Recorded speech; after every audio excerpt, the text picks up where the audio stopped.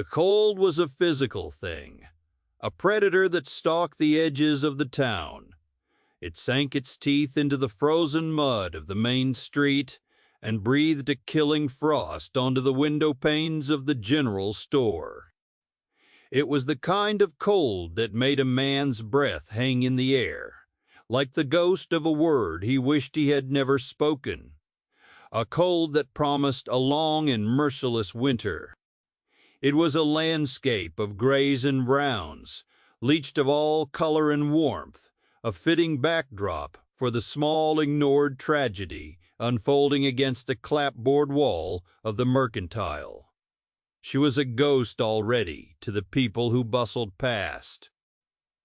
The woman, whose name was Inawa, was a creature of a different world, a world of sun-baked earth and vast open skies, now made alien and brittle by this encroaching ice.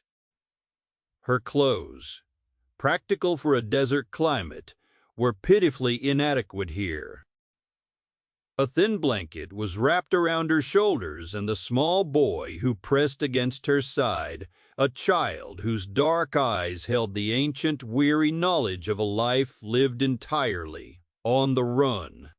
They were Apache, their otherness a stark and unwelcome brand in this town of hard-faced settlers. People gave them a wide berth, their gazes sliding past as if looking at a stain on the wall, their disapproval a palpable force, colder even than the wind. He saw them the moment he guided his wagon to the hitching post. Elias Thorne was a man carved from the same hard material as the land he worked. He was solitary, a shape of deliberate and economical movement. He had come to town for salt flour and the mail he never received, a ritual of necessity that he endured rather than enjoyed. The town was a place of noise and judgment, a stark contrast to the profound and echoing silence of his homestead. It was that silence he carried with him, an aura of stillness that made others uneasy. Pity was a soft, useless emotion he had discarded years ago, along with hope and laughter. He saw them with a quiet, searching attention, the same way he might assess a foundered horse or a fence line brought down by heavy snow. He noted the woman's straight back, a line of unbroken pride in a body that must be aching with cold and hunger. He saw the way her hand rested on the boy's head, a gesture of fierce, absolute protection. He saw the shivering that racked the child's small frame, a tremor that threatened to shake him apart. They were on the edge of breaking, and they knew it. Everyone who looked away knew it, too. Elias went about his business with his usual grim efficiency. He bought his supplies, his words with the storekeeper clipped and necessary. But as he loaded the heavy sacks into his wagon bed, his gaze kept returning to the two figures. The sun, a weak and distant coin in the sky, was beginning to dip, and the cold was deepening, acquiring a sharper, more malevolent edge. The storm that had been a threat on the horizon for days was now a certainty in the bruised purple of the clouds. He knew what that storm would do. It would be a scouring force, wiping away anything left exposed and vulnerable. He finished his work and stood for a long moment by the side of his wagon, his hand resting on the cold iron of the wheel rim. He was a man haunted by a silence in his cabin that was becoming too loud to bear, a quiet filled with the ghosts of a wife and a small son taken by a fever that had burned through his world and left only ash. He had not sought anything but the oblivion of hard labor. But looking at the woman and the child, he recognized a different kind of emptiness, a desperation that mirrored the hollow space inside his own chest. He walked toward them. The few people still on the street stopped to watch, their curiosity piqued. a confrontation, a final, righteous expulsion. Elias ignored them. He stopped a few feet from the woman. Her head came up, her eyes meeting his. They were dark and guarded, but for a flicker of a second, he saw a raw, defiant fire in their depths. He did not offer charity. He offered a transaction as stark and unadorned as the landscape around them. "I have a place," he said, his voice a low rumble that did not carry far. "It needs work, mending clothes, cooking, cleaning. There's a roof and food. The work for the shelter." He gestured with his chin toward the darkening sky. "Storm's coming, a bad one." It was not an offer of kindness. It was an offer of survival, a choice between the slow death of freezing on a public street and the unknown gamble of a stranger. Anawa studied his face. She saw no softness there, no pity that could curdle into contempt. She saw a man who looked like he was made of rock and winter, a man who understood the harsh arithmetic of existence. He was offering a bargain, not a handout. That she could accept. She gave a single sharp nod, a gesture of agreement that was also a statement of her own enduring will. She would not beg. She would work. "Get in the wagon," Elias said, then turned and walked away without looking back to see if they followed. He knew they would. They had no other choice. The journey to his homestead was a silent battle against the encroaching storm. The wind howled a mournful dirge, whipping snow into their faces in stinging, horizontal sheets. Anawa and her son, Nodin, huddled in the back of the wagon, buried under a heavy wool blanket Elias had tossed back to them without a word. It was an act of impersonal care, the sort a man might give to livestock he needed to keep alive through the winter. The thick, scratchy wool smelled of hay and dust and loneliness. Anawa held Nodin close, feeling the violent shivers that shook his small body, and whispered to him in their own tongue words of reassurance she did not feel herself. Elias sat rigid on the driver's bench, his shoulders hunched against the wind, his eyes fixed on the faint track ahead. He could feel their presence behind him, a fragile weight in the vast, empty landscape of his life. He did not know why he had done it. It was an impulse, a deviation from the rigid, solitary path he had set for himself. Perhaps he had simply grown tired of the ghosts in his cabin and decided to trade them for living, breathing strangers. The thought brought him no comfort. It felt reckless, a disruption to the sterile order of his grief. They arrived as full dark descended. The homestead was a collection of dark, angular shapes against the swirling snow. A cabin, a barn, a series of corrals. It was a place built for brutal function, stripped of any ornament or softness. A fortress against the wilderness and against the world. When Elias opened the cabin door, a wave of cold, still air washed over them. The place was meticulously clean, the floor swept, the few pieces of furniture arranged with stark precision, but it was profoundly empty. It was the home of a man who did not live in it so much as occupy it, a watchman guarding a tomb. He lit a lantern, the yellow light casting long, dancing shadows that seemed to mock the stillness. "There's a loft," he said, pointing toward a ladder in the corner. "Hay is fresh. Blankets are there." He moved to the stone hearth and began to build a fire with practiced, efficient movements. He did not look at them, did not invite them closer to the nascent warmth. He was establishing the boundaries of their arrangement with every gesture, every clipped phrase. They were a necessity he had acquired, like a new axe handle or a sack of feed. While the fire caught, he prepared a meal. A simple stew of salted meat and potatoes, heated in a heavy iron pot. The smell filled the small cabin, a rich, savory aroma that was an agony to the starving woman and child. When it was ready, he ladled 3 bowls and set them on the rough-hewn table. He gestured for them to sit, eat. Anawa and Noden ate with a quiet, desperate intensity. They did not speak, did not look up. The only sounds were the scrape of spoons against the wooden bowls and the crackle of the growing fire.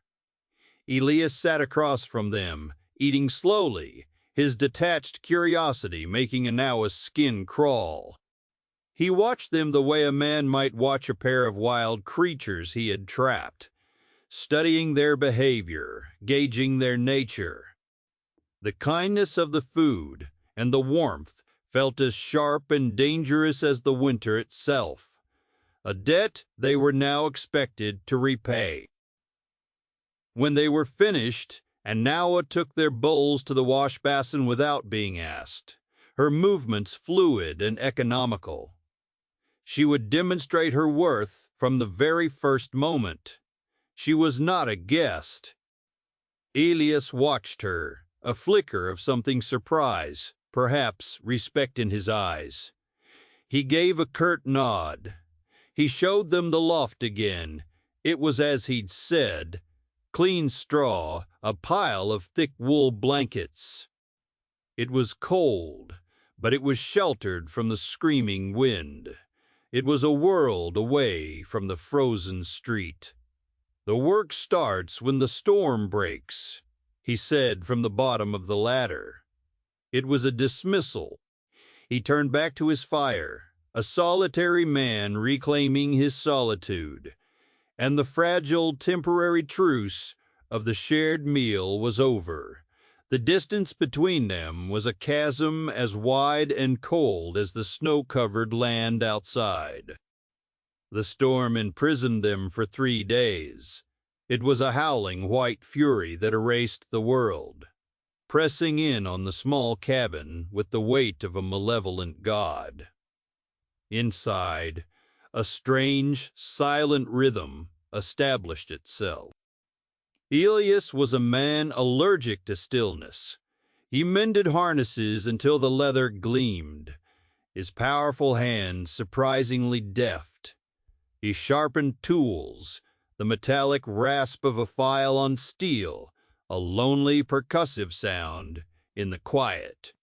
He was a restless spirit, always finding a task to occupy his hands, as if idle moments would allow the ghosts he kept at bay to finally overwhelm him. Anawa, in turn. She took his pile of mending, shirts with torn elbows, trousers with frayed cuffs, and sat in a corner near the fire, her needle moving with a swift, sure grace. She did not ask. She simply did. It was a statement. Noden, a quiet shadow of his mother, stayed close by her side, watching the man with wide, unblinking eyes. The boy seemed to understand that their existence here was conditional, a fragile thing that could be broken by a wrong move or a careless word. They were 3 solitary people orbiting each other in the confined space, the air thick with unspoken histories and the constant shrieking monologue of the wind. On the 4th morning, the world was born anew in silence and blinding white light. The storm had broken. Elias opened the cabin door to a landscape transformed, buried under a deep, pristine blanket of snow. The beauty of it was deceptive. He knew it was a mask for a mountain of back-breaking work. A section of the barn roof had sagged under the weight, and the top rails of his fences were gone, swallowed by the drifts. He pulled on his heavy coat and boots, preparing to face the day's labor alone. As he reached for the door, Anawa's voice, quiet but firm, stopped him. "We work." It was not a question or a plea. It was a declaration. Elias turned, his expression unreadable. He looked at her, then at the small boy beside her. They were thin, underfed, ill-suited for the brutal cold and the heavy labor that awaited. His first instinct was to refuse, to tell her to stay by the fire. It would be simpler to work alone, unencumbered. But he saw the look in her eyes again, that core of unyielding pride. She would not be a sheltered pet, a helpless charity case. To deny her the right to work was to deny her dignity. He gave a reluctant, almost imperceptible nod.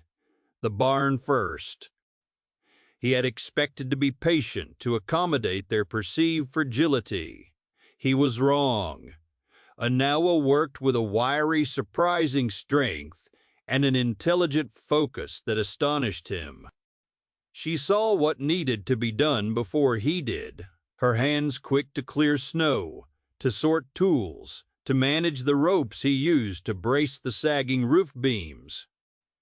Noden, too small for heavy lifting, proved to be a tireless runner of errands, fetching tools from the cabin, his small face set with a fierce and solemn determination. Late in the afternoon, while clearing a collapsed section of a storage lean-to, Anawa was searching for a length of sturdy rope. She opened a large, dust-covered trunk tucked away in a dark corner. Inside, beneath folded canvas and old blankets, was a small wooden box. Her hands, numb with cold, fumbled with the latch. She lifted the lid. Nestled on a bed of faded velvet was a child's drawing of a stick-figure family under a lopsided sun, and a small, crudely carved wooden bird, its wings worn smooth by tiny hands. Elias came up behind her, his shadow falling over the open trunk. He saw what she was looking at, and a stillness fell over him, a profound and terrible quiet that seemed to suck the air from the barn. Anawa slowly closed the lid, her movements gentle, reverent. She said nothing. She did not offer condolences or ask questions. She simply met his gaze for a brief, loaded moment. And in her eyes he saw not pity, but a deep, sorrowful understanding. It was a shared acknowledgment of a wound too deep for words. He turned away, his jaw tight, and went back to his work. But something had shifted between them. In that silent moment, she had seen the ghost that haunted him, and she had not flinched. She had earned more than his respect. She had earned a measure of his trust. Weeks bled into one another, measured not by days, but by the slow retreat of the snow and the rhythm of shared labor. The homestead, once a vessel of silence and memory, began to fill with the small sounds of life. The quiet hum of Anawa's voice as she taught Noden his letters in the evenings, the scrape of her knife against a cutting board, the soft thud of the boy's footsteps in the loft. For Elias, these sounds were a balm, slowly papering over the deafening quiet left by Sarah and Daniel. He found himself watching Anawa, not with the detached curiosity of a warden, but with a growing admiration for her resilience, her quiet intelligence.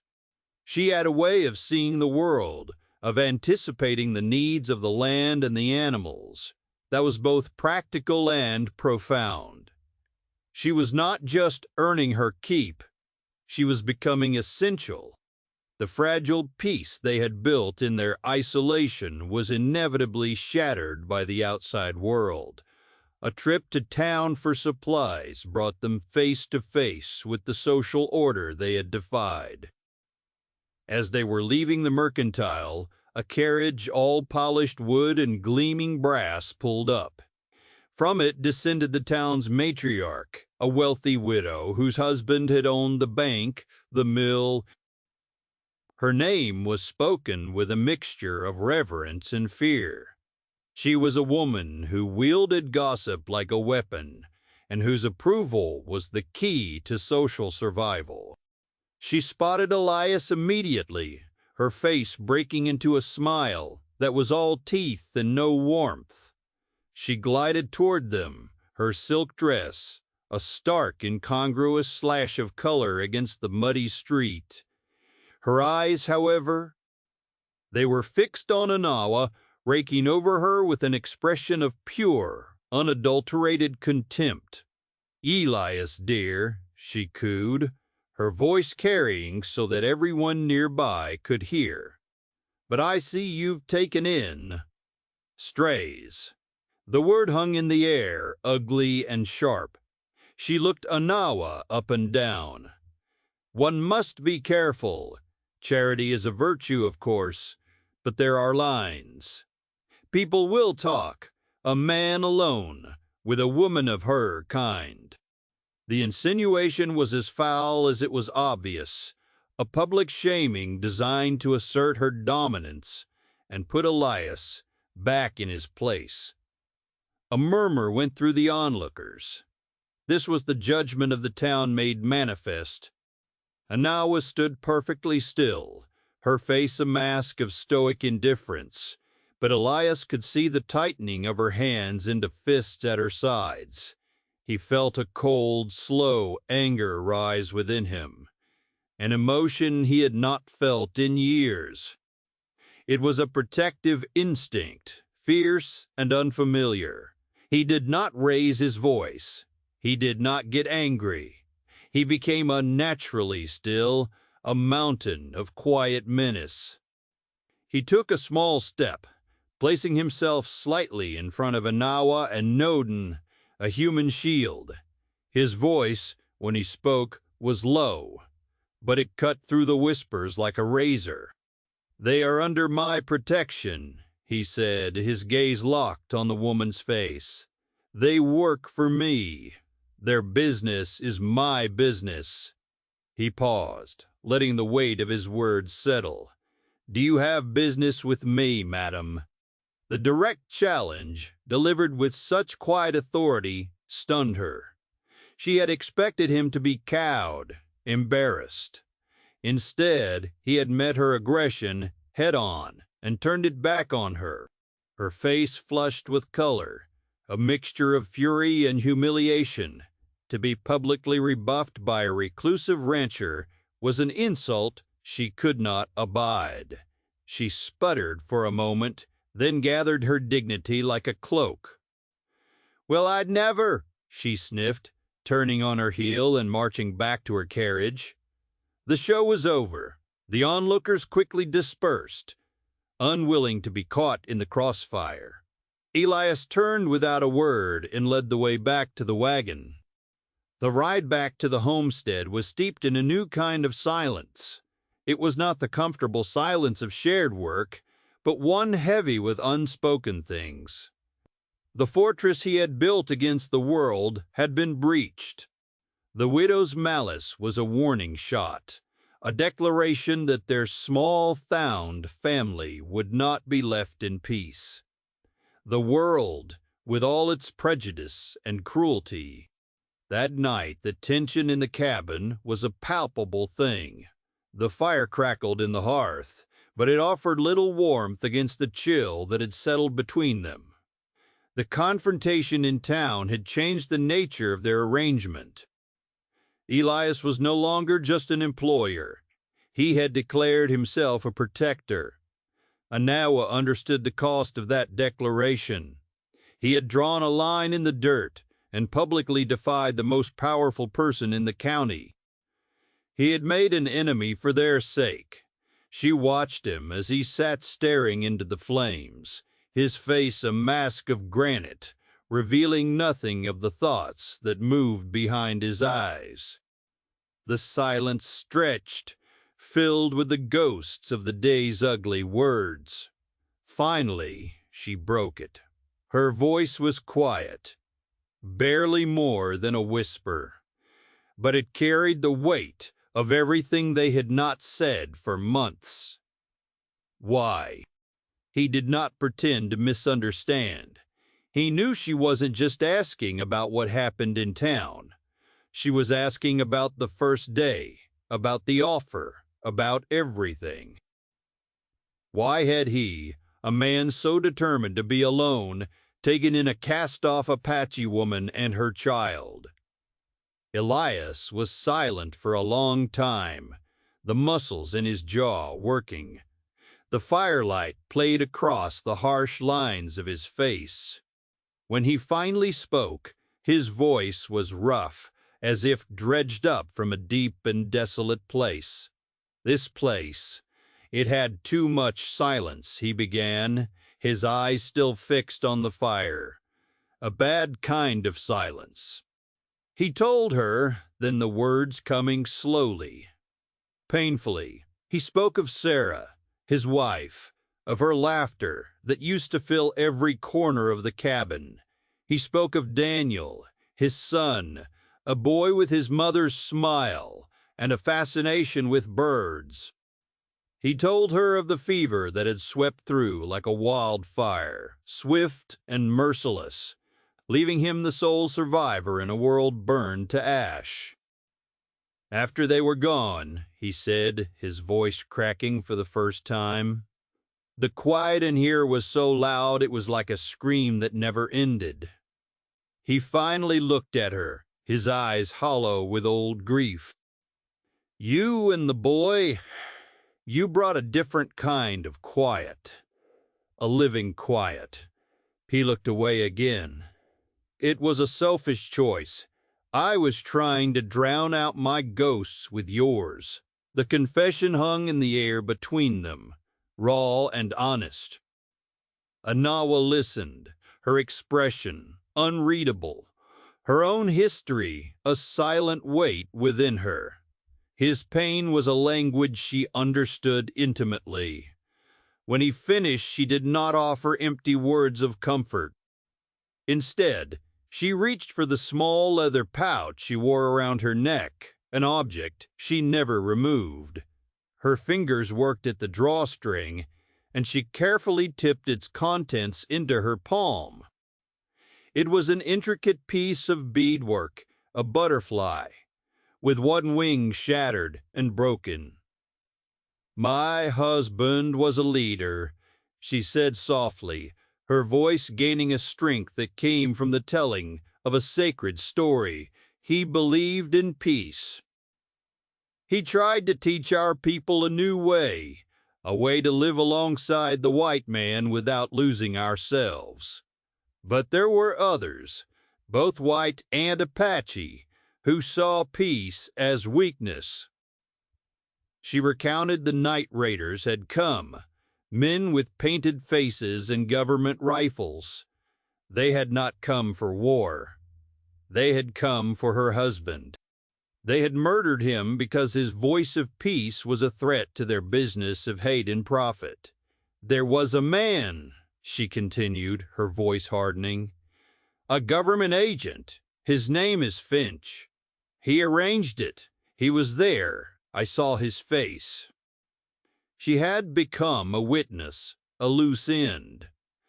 Finch wanted her, and Noden returned to a reservation in the north, a place from which no one ever returned, a convenient administrative death. So we ran, she concluded, her hand closing around the broken butterfly. I ran to keep my son from being silenced along with his father's memory. In the flickering firelight, their two stories of loss merged, weaving a bond far stronger than any contract of labor. They were no longer an employer and his charge. They were allies, fellow survivors, in a world that had tried to break them both. Elias looked from her face to the sleeping form of Noden in the loft. He finally understood the true nature of the threat. It wasn't the petty malice of a town matriarch. It was a man named Finch, a predator, who wielded the power of a corrupt system. Elias realized then that he had not just offered them a roof. He had, without knowing it, offered them a fortress. And now the enemy was coming to lay siege. The arrival of the threat, when it came, was as quiet and certain as the changing of the seasons.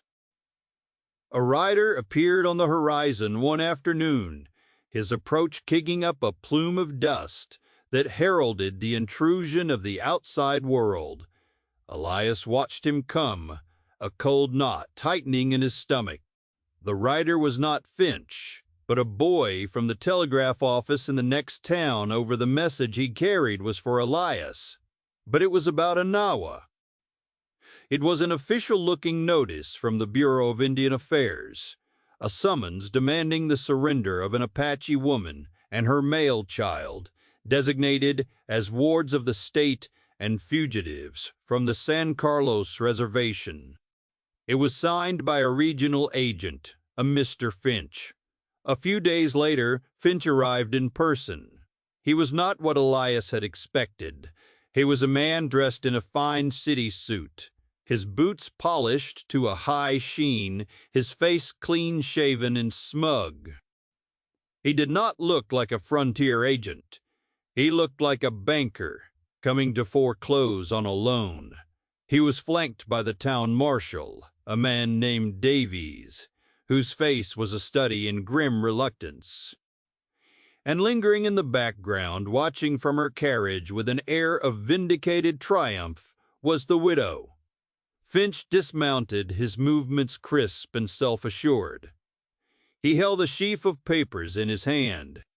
"Elias Thorne?" he asked, though he already knew the answer. "I am Agent Finch. I am here to collect government property." He gestured dismissively toward the cabin, where Anawa had retreated with Noden.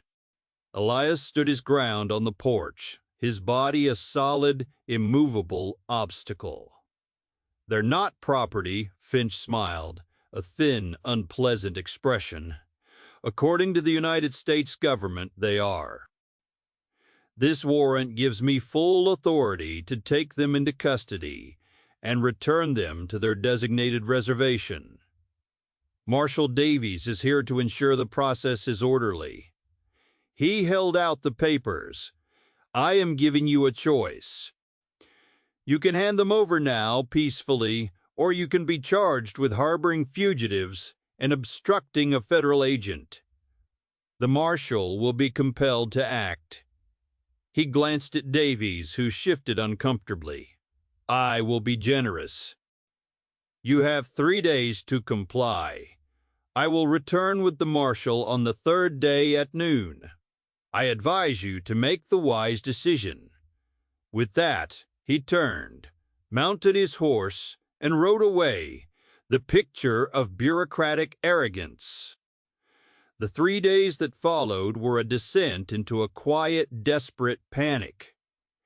The warrant seemed ironclad, filled with official seals and legal jargon that felt impenetrable.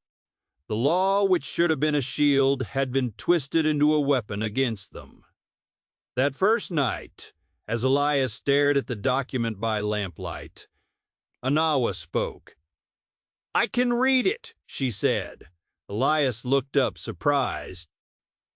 "A missionary woman," she explained. "She taught me English, reading and writing. A hidden skill, a flicker of hope." Together, they bent over the papers, poring over every word, every clause, searching for a loophole, a mistake, any crack in the legal armor. They found nothing. The document was perfect. Despair began to settle over the cabin like a shroud. On the second day, as hope dwindled, Elias was struck by a memory from a different life, a different war. A man he had served with a quiet, meticulous clerk from Ohio named Wallace, who had an almost supernatural ability to find errors in supply manifests and quartermaster reports. A man who last Elias had heard had taken a job as a clerk in the territorial capital's land and records office. It was a long shot, a desperate gamble, but it was all they had. He saddled his fastest horse. There's a chance, a small one. He rode for the telegraph station, a grueling, non-stop journey. He sent a message, not knowing if Wallace was even still there or if he would remember the quiet corporal he had served with a decade ago. The message was short and coded with an old Army cipher they had used. It named Finch, the San Carlos reservation, and the date on the warrant. He asked Wallace to check any and all records, to look for anything out of place. He paid the operator to have any reply sent by priority rider, no matter the cost. Then he rode back, the gnawing uncertainty a bitter taste in his mouth. The third day dawned, gray and unforgiving. Noon approached with the finality of a death sentence. Elias stood on his porch, a rifle held loosely in his hands. His few ranch hands, loyal to him if uncertain of the situation, stood grimly behind him. Anawa and Noden were inside the waiting and agony. Right on time, 3 figures appeared on the road. Finch, Marshal Davies, and the widow, who had come to witness her victory. They rode into the yard and dismounted. Finch's smile was wider this time, his confidence absolute. "Well, Thorne," Finch said, his voice dripping with condescension. "Time is up. I trust you've come to your senses." "Elias," he said, his voice strained, "don't make this difficult. The law is the law." Elias said nothing. His eyes were scanning the horizon, searching for a salvation he knew was unlikely to come. The standoff was tense, the air electric. This was the end of the line. And then, a speck, a distant rider, moving at a full, desperate gallop, pushing his horse to its absolute limit. Finch's smile faltered. The rider grew closer. A telegraph boy, his face streaked with dust and sweat. He slid his horse to a stop, nearly falling from the saddle, and thrust a yellow envelope at Elias. "Urgent for Thorne," he gasped, with trembling fingers. Elias tore it open. His eyes flew across the coded message, his mind translating the familiar cipher. He read it once, then a second time. His face remained a mask of stone, but a new light, hard and dangerous, kindled in his eyes. He walked down the steps, past a confused-looking Finch, and handed the telegraph directly to Marshal Davies. "You said, the law is the law. Marshal, read this." Davies took the paper, his brow furrowed in confusion as he tried to make sense of the jumble of letters and numbers. "It's an old Army code," he explained from a clerk at the Territorial Records Office. "First, the San Carlos Reservation, as designated in Finch's warrant, had been officially decommissioned 2 years prior, following a land treaty. It no longer existed under federal jurisdiction. Any warrants pertaining to it were null and void. Second, a man matching Agent Finch's description was wanted in the neighboring territory for a series of frauds, including impersonating a federal agent and the illegal detainment and transport of natives. Finch's entire authority was a house of cards, and Elias had just kicked out the foundation. The marshal looked up from the paper, his gaze moving from the official telegraph seal to Finch's suddenly pale face. The smug confidence had vanished, replaced by the panicked look of a cornered rat. The widow's triumphant expression had curdled into one of horrified disbelief. Davies slowly, deliberately folded the telegraph and tucked it into his coat pocket. He looked at Finch, his expression now one of cold, professional fury. "Mr. Finch," he said, his voice dangerously quiet, "looks like you're the one who's government property now." He pulled out a pair of handcuffs. "You're under arrest for fraud and impersonating a federal officer." Finch sputtered, protesting, but the fight had gone out of him. The marshal and one of the ranch hands secured him. As Davies led him away, he paused beside Elias. He looked at the stoic rancher, then at the cabin door, where Anawa and Noden were now standing. "Seems you had this handled, Thorne." He then turned his steely gaze on the widow. "I'd go home now if I were you, madam. Your business here is concluded." She fled, her public humiliation complete. The spring that followed was a season of rebirth, not just for the land, but for the inhabitants of the isolated homestead. The gray, oppressive weight of winter and fear lifted, replaced by the vibrant green of new growth and the clear, hopeful blue of the sky.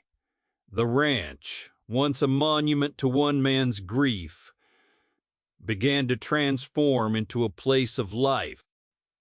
The most visible sign of this change was the new room being built onto the side of the cabin. Elias worked on it with a purpose that went beyond simple labor. Every beam he set, every nail he drove, was an act of creation, a deliberate construction of a future. It was a physical manifestation of the expansion of his own world, making space for the people who had unexpectedly filled the emptiness within him. Near the new construction, a small patch of earth had been turned and cultivated. Anawa's garden was flourishing, rows of hardy vegetables pushing their way toward the sun, a testament to her patient and knowledgeable hands. The homestead was no longer just a shelter. The sounds of the ranch changed as well. The constant, restless noise of Elias's solitary work was now interwoven with the softer sounds of a family. Noden's laughter, a sound once as rare and precious as a desert flower, now echoed through the yard as he chased chickens or followed Elias on his rounds, his small face full of a child's boundless curiosity. Anawa's quiet singing as she worked in her garden or prepared their meals became a part of the landscape's music. The transformations in them were just as profound. Elias was no longer a ghost haunting his own property. The deep lines of sorrow around his eyes had softened. He moved with a lighter step, a quiet contentment replacing the grim determination of before. His hands, which had only known the hard use of tools and reins, were now sometimes used for gentler tasks. He was teaching Noden how to carve, starting with a small block of soft pine. The boy was trying to replicate the worn, smooth bird from the box in the barn. His small hands, clumsy but earnest, Elias's patience was infinite. Anawa, in turn, had shed the brittle shell of the desperate survivor. The guarded, watchful tension in her shoulders had eased. She stood taller, moved with a newfound confidence. Her intelligence and practical skills, once used solely for survival, were now applied to making the ranch thrive. She managed the supplies, kept the accounts, and possessed an uncanny ability to predict the needs of the livestock. She was not a dependent, she was a partner, her worth demonstrated and undeniable. Their reputation in town, once a source of scorn, had shifted after the public downfall of the widow and the arrest of the fraudulent agent. They were now regarded with a grudging. They were the quiet people from the Thorn Place, the ones who had faced down power and won. One evening, as the sun bled orange and purple across the western sky, the three of them sat on the porch of the nearly completed cabin. The air was cool and sweet with the smell of damp earth and blooming sage. Noden was on the step below, concentrating fiercely on his small wooden bird, the shavings piling up around his feet. Elias was on the old bench, and Anawa sat in a rocking chair. He had repaired for her its gentle creak, a soothing rhythm in the twilight.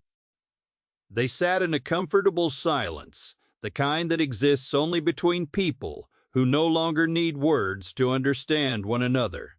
The silence was not empty, it was full of shared history, mutual respect, and a deep, unspoken affection.